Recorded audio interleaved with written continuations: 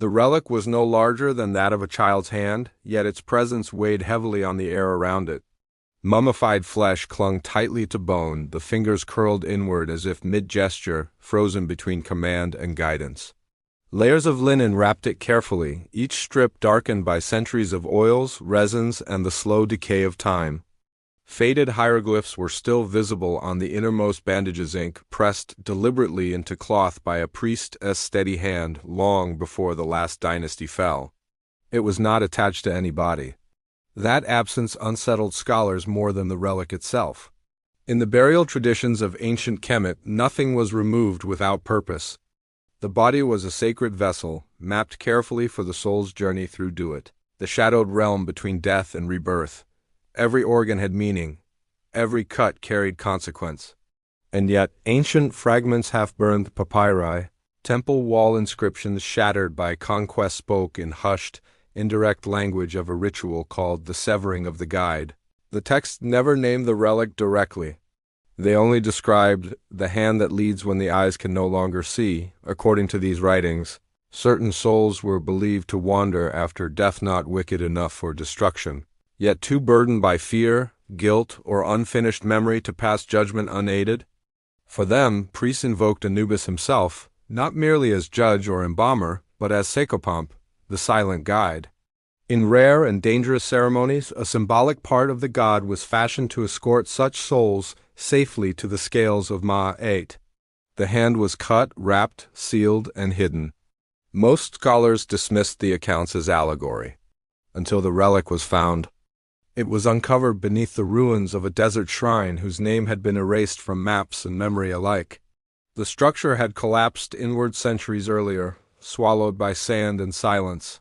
Beneath its foundation, buried deeper than any normal cache, rested a small wooden chest reinforced with bronze bands etched with jackal motifs.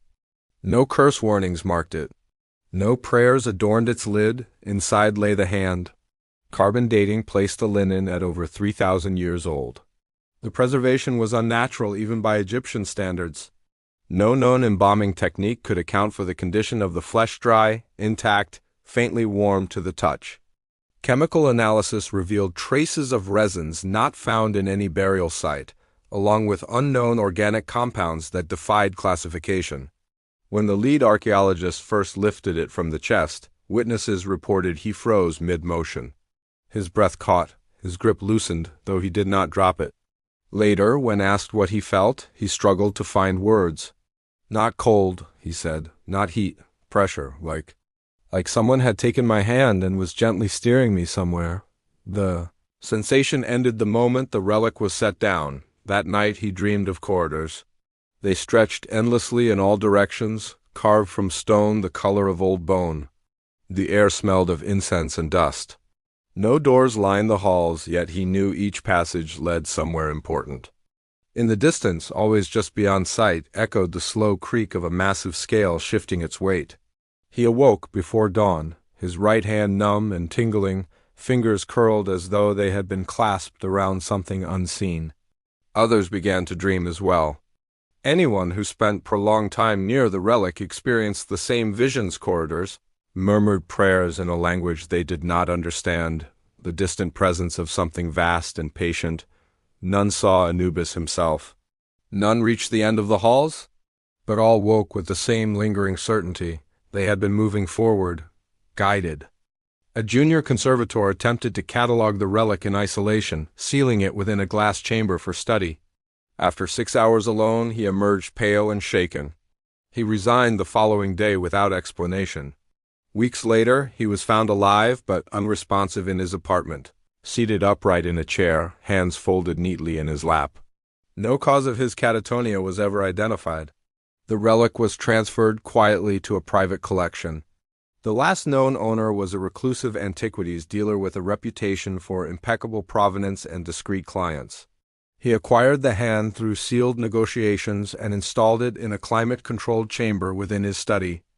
Visitors reported an overwhelming sense of calm upon entering the room, an almost reverent stillness, as though raised voices or hurried movements would be inappropriate.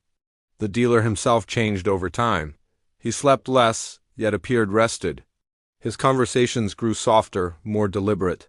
He spoke often of balance, of order, of how fear distorted the soul's true weight.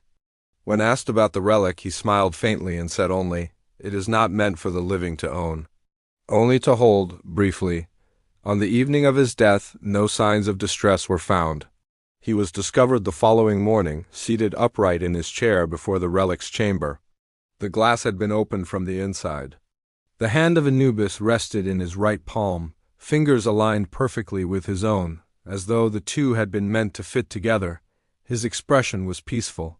Medical examiners found no trauma, no toxins, no irregularities. His heart had simply stopped, quietly, at some point during the night. Rigor mortis had not disturbed his posture. It was as if death itself had arrived, taken his hand, and waited patiently while he followed. The relic vanished soon after. No theft was reported, no alarms triggered.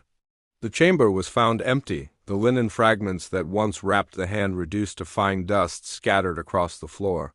Only a faint impression remained on the velvet stand where it had rested, shaped unmistakably like a guiding palm. Some believe the hand fulfilled its purpose. Others fear it has merely moved onto another soul standing unknowingly at the threshold, waiting for guidance through the endless corridors toward judgment.